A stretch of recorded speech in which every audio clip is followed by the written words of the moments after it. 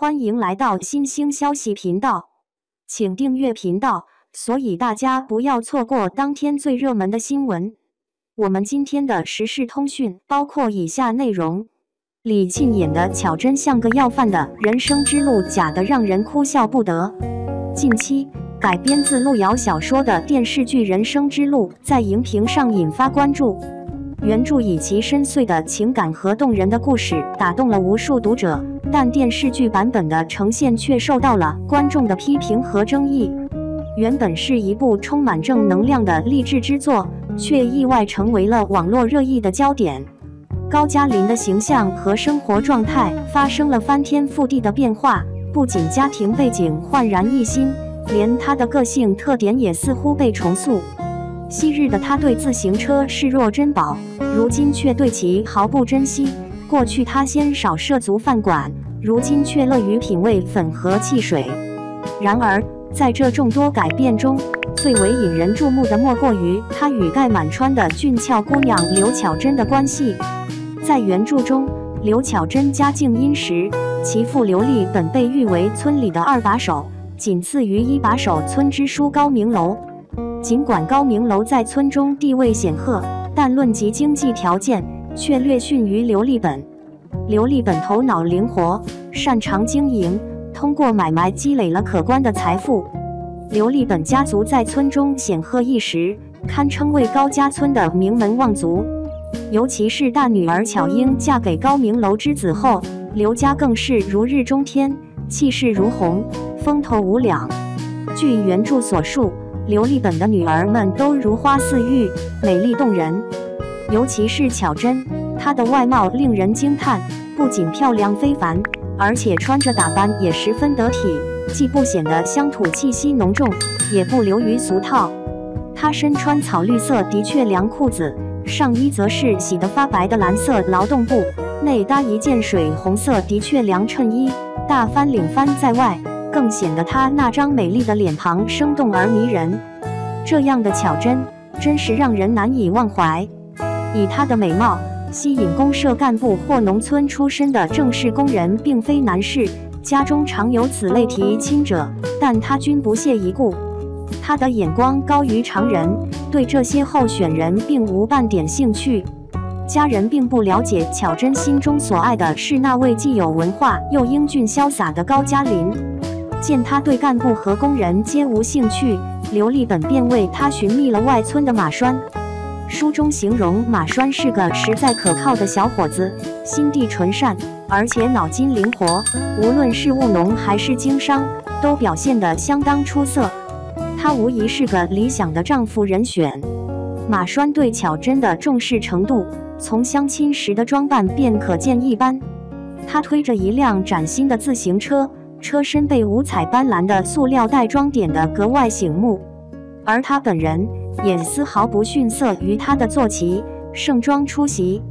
即便是在炎炎夏日，他也穿了一件灰色雀凉衬衫，外罩蓝色迪卡罩衣，头戴一顶帽子，手腕上还佩戴着一块镀金手表。这样的装扮无疑展现了他对这次相亲的重视和对巧珍的尊重。高加林瞥见马栓焕然一新的装束，打趣道：“你这是把村里最拔尖的家伙给逮住了吧？”原著中的巧珍不仅天生丽质，而且家境优渥，她是个清新脱俗、皮肤白皙的美女。她的美貌不仅在世代相传的高家村广为人知，甚至四邻八乡的年轻小伙子们都为之倾倒。她的魅力无人能挡。电视剧《人生之路》中的巧珍并非是那种光鲜亮丽的形象，她黄皮瘦削，脸上沾满了灰尘，皮肤既不白皙也不整洁，与乞丐无异。这样的描绘与通常的电视角色形象大相径庭，却更贴近现实，让人感受到了角色的真实与生动。是否有一种刻板的印象在编剧心中扎根，使他们眼中的农村姑娘总是与贫穷、落后紧密相连，形象被描绘得瘦小枯干，面色晦暗，仿佛失去了生命的活力？难道这就是他们所理解的农村和其中的女性吗？农村并不等同于贫困与落后的标签，同样，农村姑娘也并非一定是形象瘦削、面容枯槁的代名词。每一个地域、每一个群体都有其独特的魅力和活力。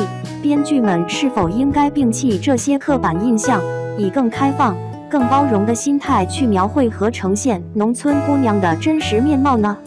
更令人气愤的是，村花巧珍竟然被弄得如此狼狈。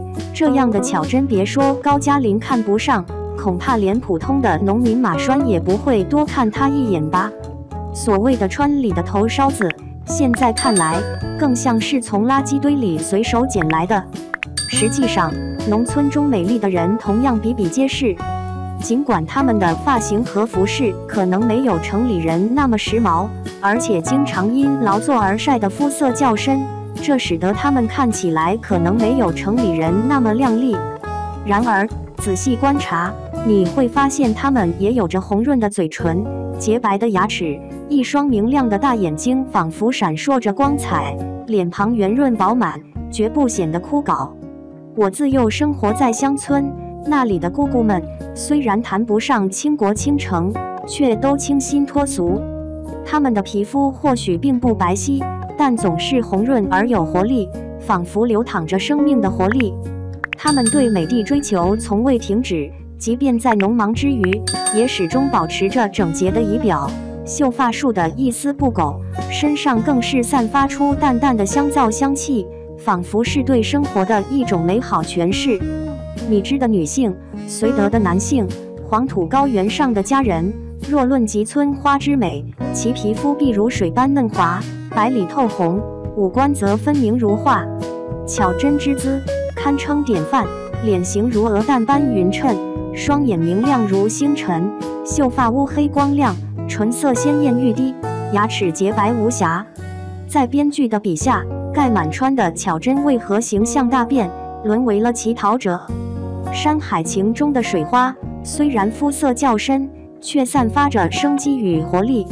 相较之下，李沁饰演的巧珍却如同失去了水分的枯萎植物，面无表情，甚至连基本的洁净都未能保持。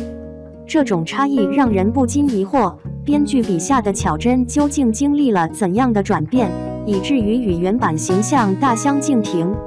人生之路的编剧团队，你们对农村姑娘的理解是否过于刻板与局限？若不明确真实情况，何不深入调研，聆听那些经历过那个时代的长者的声音？闭门造车只会让你们的故事显得虚假，让人难以接受。真实的描绘才能引起观众的共鸣。希望你们能摒弃偏见，以更加开放和尊重的态度去呈现每一个角色的故事。